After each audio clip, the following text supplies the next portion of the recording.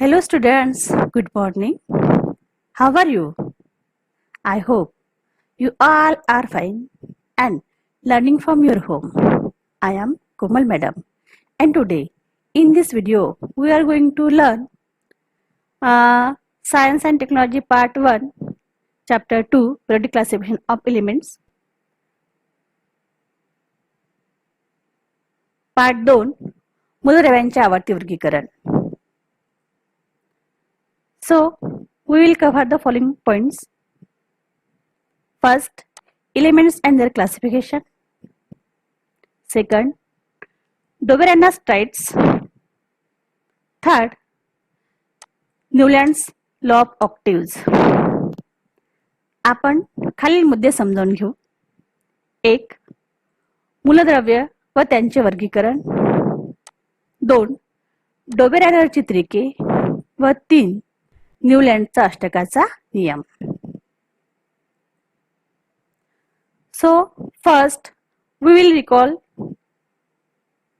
following points. First, what are the types of matter? द्रव्याचे प्रकार कोणते? तुम्हाला माहित असतील कारण आपण प्रिव्हियस स्टँडर्ड मध्ये मागच्या वर्षी हे शिकलेलो आहोत. What are the types of matter? The types of matter are solid, liquid, gas and plasma. स्थायू, द्रव्य, वायू व प्लाझ्मा हे द्रव्याचे प्रकार आहेत. Second point, what are the types of elements?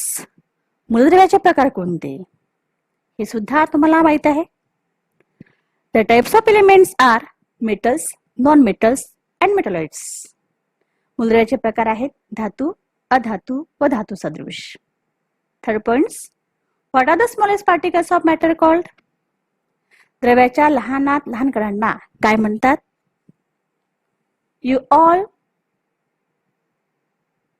No what are the smallest particles of matter?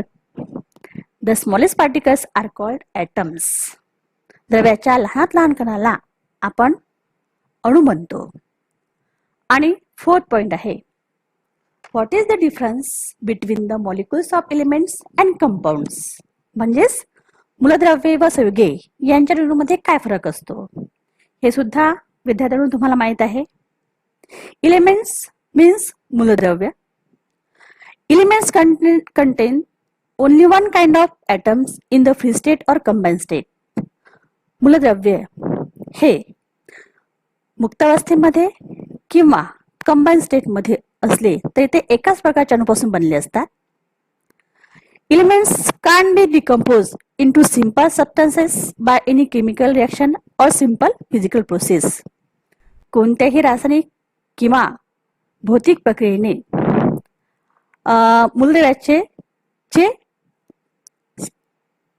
मूलद्रव्ये जे आहेत ते आपण त्यांचं डिकम्पोजिशन करू शकत नाही, साध्या पदार्थामध्ये रूपांतरण करू शकत नाही.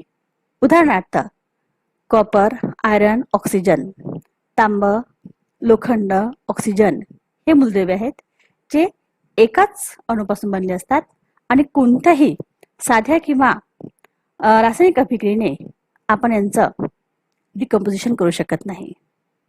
दुसरं आहे संयुगाचे रेणू. यात काय फरक आहे तर पहा, a compound is produced by a chemical reaction of 2 or more elements. 2 किंवा त्यापेक्षा जास्त मूलद्रव्यापासून रासायनिक पद्धतीने संयुगाची निर्मिती होते आणि the constituents of a compound can be separate by a chemical process. आणि रासायनिक पद्धतीने आपण या संयुगामधील घटकांना सेपरेट करू शकतो, वेगळे करू शकतो. उदाहरणार्थ सॉल्ट म्हणजे मीठ, वॉटर पाणी आणि शुगर म्हणजे साखर. तर हे मुद्दे आपण प्रिव्हियस स्टँडर्ड मध्ये म्हणजेच आधीच्या वर्गामध्ये आपण अभ्यासले आहेत. आता आपण वळूया क्लासिफिकेशन ऑफ एलिमेंट्स, मूलद्रव्याचे वर्गीकरण या मुद्द्याकडे. मुलांना तुम्हाला यामध्ये दिलं आहे We have learned in the previous standard that all the atoms of an elements are of only one type. पूर्वीच्या इयत्तेमध्ये आपण शिकलो आहोत की एका मूलद्रव्याचे सर्व अणू हे एकाच प्रकारचे असतात. Today 118 elements are known to the scientific world.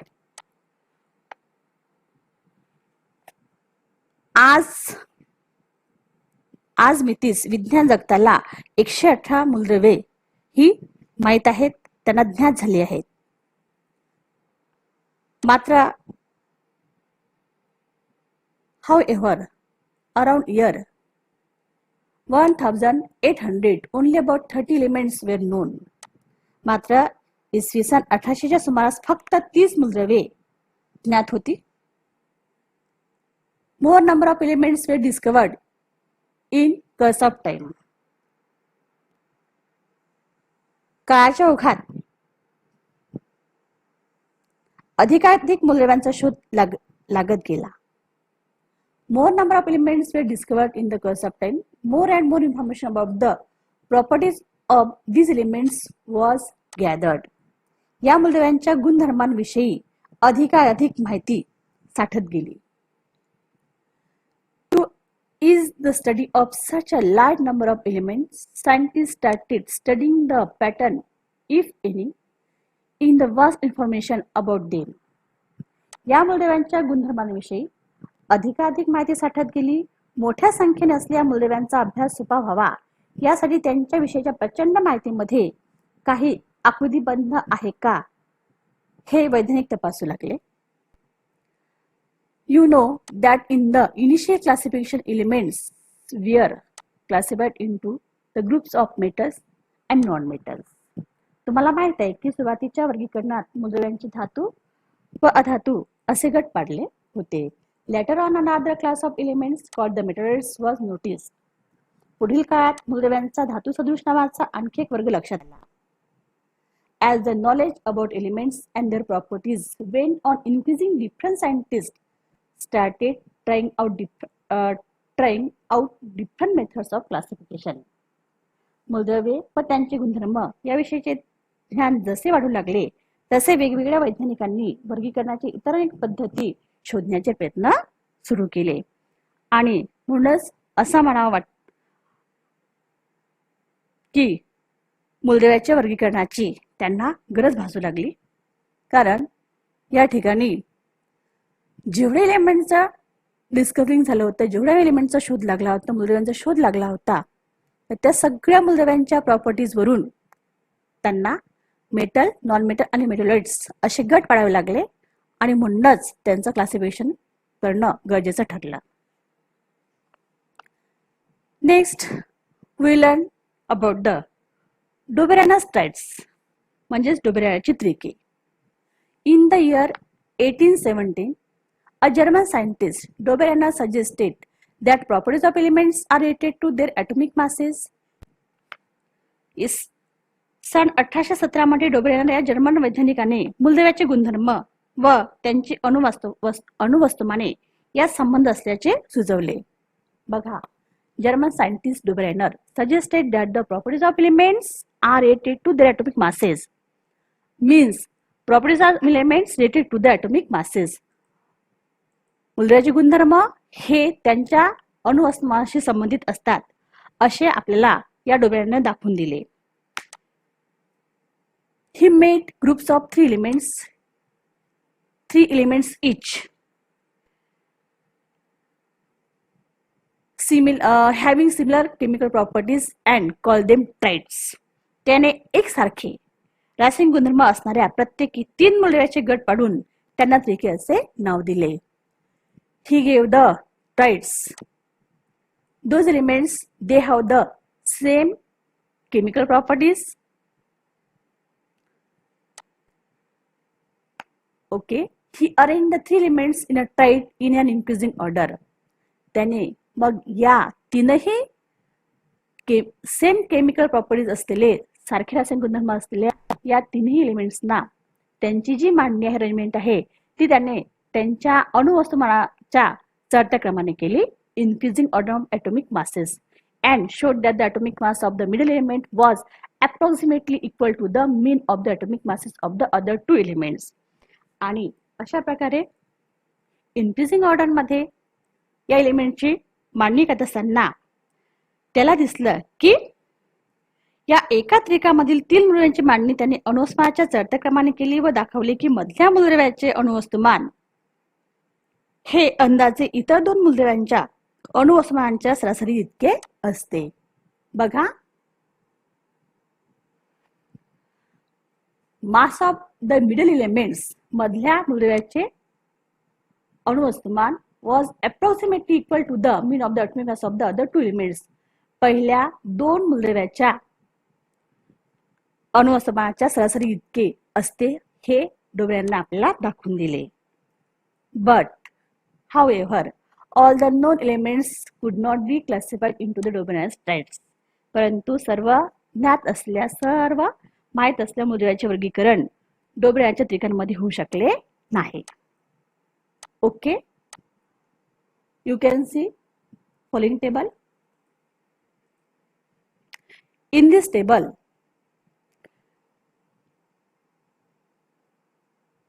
we can see the traits of the Dobrynin traits. In first column,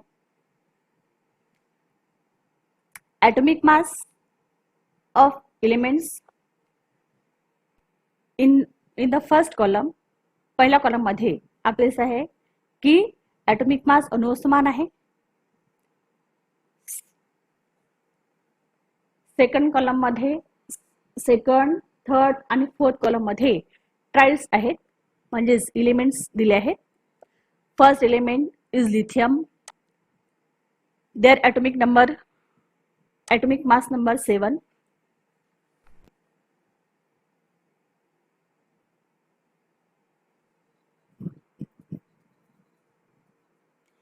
or 6.9. In this book, the atomic mass of lithium is 6.9. Okay. Then sodium 23 and potassium 39 or 39.1. Okay.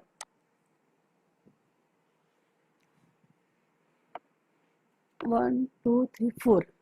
Fifth column, we see lithium is the first element, sodium is the second element, and potassium is the third element. Here, lithium and potassium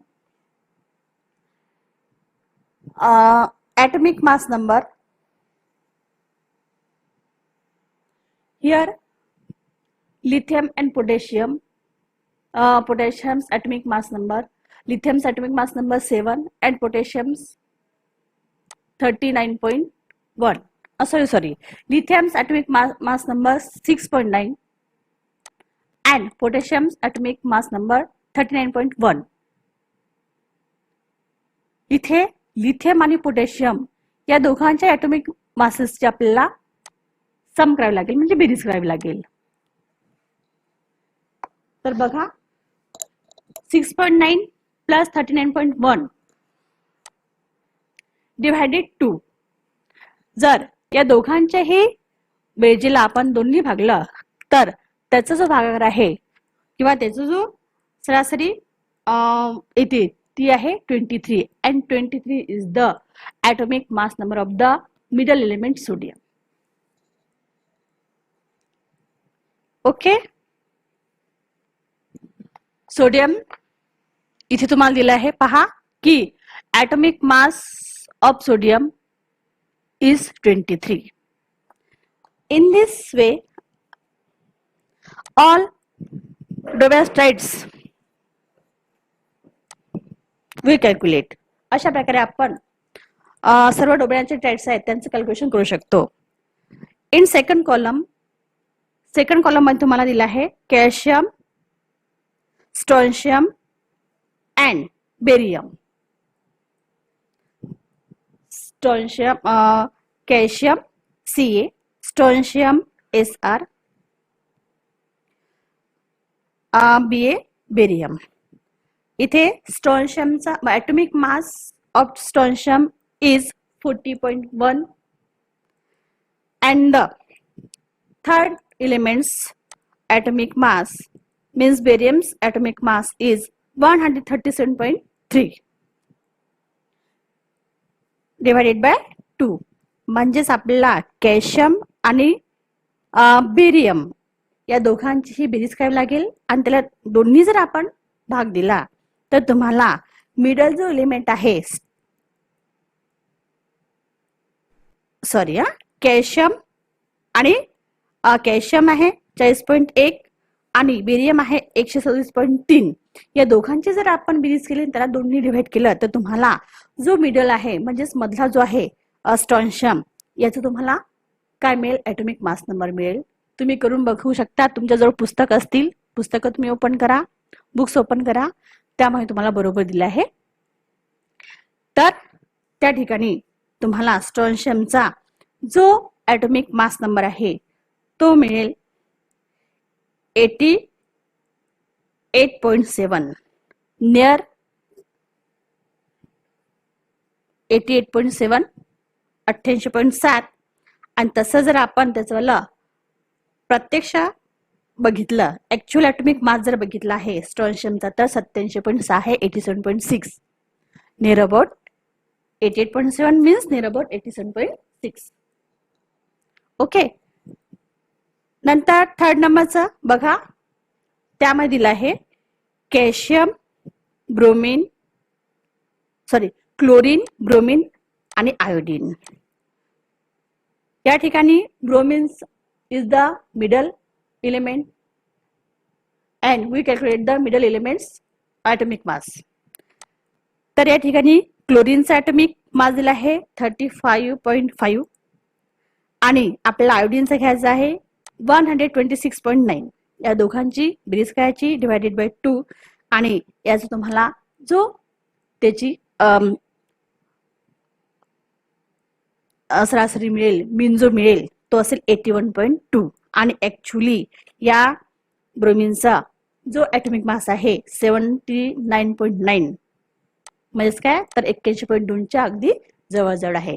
तर अशा प्रकारे या डोबरेनरने अशा प्रकारे आपल्याला त्रिकांचा नियम सोडून सांगितला होता. या ठिकाणी तुम्हाला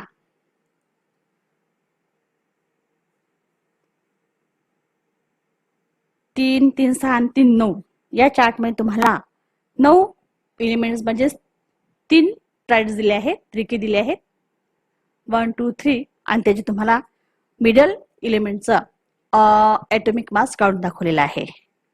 okay. Next we'll learn about the Newlands law of octaves न्यूलँडचा अष्टकाचा नियम. The English scientist John Newlands correlated the atomic masses of elements to their properties in a different way.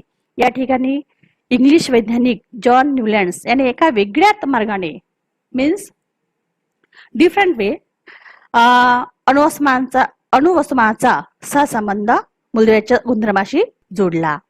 आणि तुम्ही बघू शकता की बाजूला जॉन न्यूलँडचं चित्र दिलं आहे पहा. In the year 1866 Newlands arranged the elements known at that time in an increasing order of their atomic masses. सन 1866 मध्ये न्यूलँड्सने त्या काळी ज्ञात असलेली मूलद्रव्ये त्यांच्या अणुवस्तुमानाच्या चढत्या क्रमानुसार मांडली. म्हणजे इथे सुद्धा इन्क्रीजिंग ऑर्डर मध्ये या एलिमेंटची त्यांनी ॲटॉमिक मासेसची काय केली तर अरेंजमेंट केली मांडणी केली. It started with the lightest element hydrogen and ended up with thorium. या ठिकाणी त्यांनी सर्वात लहान हलक्या हायड्रोजन या मूलद्रव्यांनी केली तर शेवट थोरियमने त्यांनी केला. He found that every 8 element had property similar to those of the first elements. तर असं करत असताना त्याला दिसते की प्रत्येक 8व्या मूलद्रव्याला पहिल्या मूलद्रव्यासारखे गुणधर्म होते. पहा, he found that every 8 element had property similar to those of the first elements. प्रत्येक आठव्या मूलद्रव्याचे गुणधर्म हे पहिल्या मूलद्रव्यासारखे त्याला दिसून आले. जसे तुम्हाला दिसे पहा की for example sodium is the 8th element from lithium and both have the similar properties. Sodium हे लिथियम पासूनचे 8वे मूलद्रव्य असून दोघांचे गुणधर्म एकसारखे आहेत. तुम्ही खालचा तक्ता बघू शकता. You can see the following chart. इथे पहा, first element is hydrogen and 8 elements is fluorine. Means hydrogens and fluorines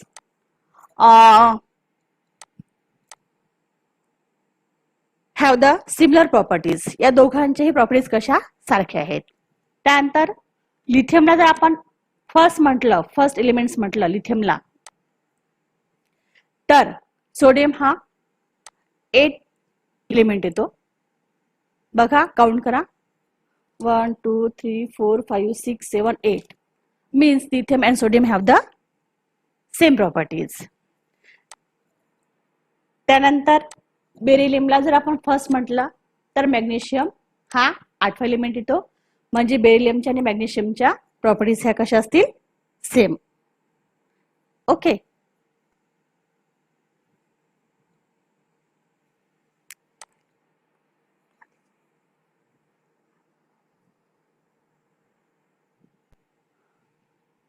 Sodium is the 8th element from the lithium and both have similar properties. Magnesium shows the similar to beryllium and chlorine shows the similarity with the fluorine.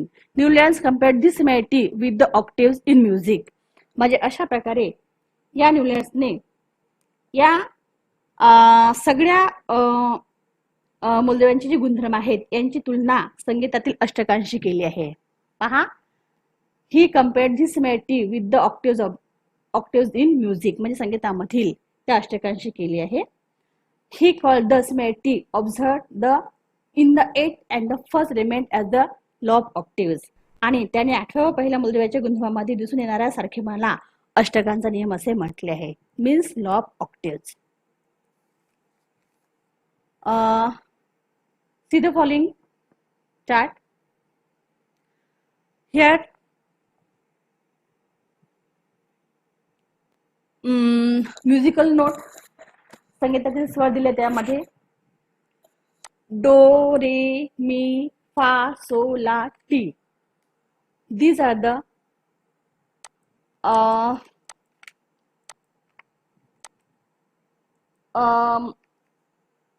foreign notes or we call the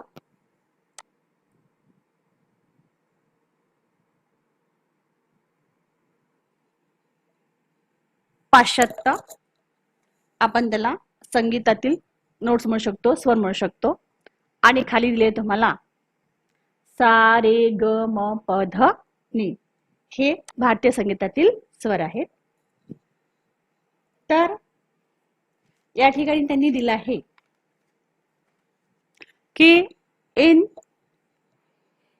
Indian music, भारतीय संगीतामध्ये सा रे ग म प ध नि, these are the 7 main notes. हे 7 काय मुख्य स्वर आहेत व यांचा जो ग्रुप आहे याला आपण काय म्हणतो, सप्तक म्हणतो. ओके. तर सुरुवात जर सा पासून केली तर परत स्वरांची वारंवारता वाढत जाऊन नि स्वर येतो आणि त्यानंतर परत मूळचा सा येतो. पहा, सा रे ग म प ध नि सा. नि नंतर परत काय आला, सा. त्याच प्रकारे हायड्रोजन सा आला, मीन्स सा रे ग म प ध नि सा, परत सा आला. म्हणजेच काय, तर पहिल्या सा नंतर 8वा सुद्धा गायला सा आला. त्याच प्रकारे या न्यूलँडच्या या अष्टकाच नियमामध्ये सुद्धा तुम्हाला हे दिसेल की पहिल्या मूलद्रव्यानंतर 8वा मूलद्रव्य जो येईल, एलिमेंट्स येईल, त्याचे गुणधर्म हे पहिल्या एलिमेंट सारखेच असतील, मूलद्रव्यासारखेच असतील. ओके. तर अशा प्रकारे न्यूलँड्सने त्याच्या अष्टकाचा नियम आपल्याला सांगितलं आहे. यामध्ये प्रत्येक पहिला मूलद्रव्य प्रत्येक 8वा मूलद्रव्य हा पहिल्या मूलद्रव्याचे गुणधर्म दाखवतो. तर खाली तुम्हाला दिलं आहे पहा, many limitations were found in the Newland octaves. Newland अष्टकाच्या नियमामध्ये खूप त्रुटी आढळून आल्या. मेनी लिमिटेशन्स, काही त्यामध्ये मर्यादा सुद्धा होत्या. This law was found to be applicable only up to calcium. आणि फक्त त्याचा हा नियम कॅल्शियम पर्यंतच लागू होत होता. Newlands fitted all the known elements in a table of 7 into 8, that is 56 boxes. न्यूलँडने सर्व ज्ञात मूलद्रव्ये 7 into 8 अशा 56 रकान्यांच्या तक्त्यात बसवली. Newlands placed 2 elements each in some boxes to accommodate all the known elements in the table. ह्यात असल्या सर्व मूलद्रव्यांना तक्त्यात सामावून घ्यासाठी न्यूलँड्सने काही जागांवर 2-2 मूलद्रव्ये बसवली. उदाहरणार्थ पहा, for example cobalt and nickel, Ce and La. Moreover, he placed some elements with different properties under the same note in the octaves. याशिवाय त्याने काही भिन्न गुणधर्मांची मूलद्रव्ये अष्टकातील एका स्वराखाली ठेवली. उदाहरणार्थ पहा, for example cobalt and nickel, या धातूंना न्यूलँड्सने डो या स्वराखाली कॅल्शियम व ब्रोमीन या हॅलोजन बरोबर ठेवली. पहा, you see calcium, then cobalt and nickel and beryllium. Okay.